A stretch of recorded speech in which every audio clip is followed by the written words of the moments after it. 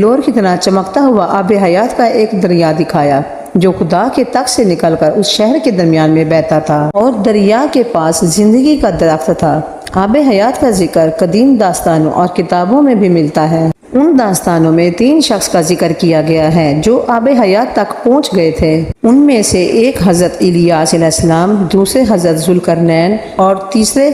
حضرت خضر علیہ السلام ہیں، جن میں صرف حضرت خضر اور حضرت الیاس کو ہی وہ پانی نصیب ہوا۔ روایتوں کے مطابق ذوالقرنین نے قدیم تاریخی کتابوں میں پڑھا تھا کہ سام بن نوح کی اولاد میں سے ایک شخص چشمہ حیات سے پانی پی لے گا تو اس کو موت نہ آئے گی، اس لیے حضرت ذوالقرنین نے اس پانی کی تلاش میں مغرب کا سفر کیا۔ ذوالقرنین کے علم میں یہ بات آئی کہ آب حیات اندھیرے راستوں میں موجود ہے اور وہاں 360 چشمے ہیں، لہٰذا ذوالقرنین نے اپنے لشکر سے 360 لوگوں کو چنا اور ہر ایک کو ایک ایک مچھلی دے کر حضرت خضر علیہ السلام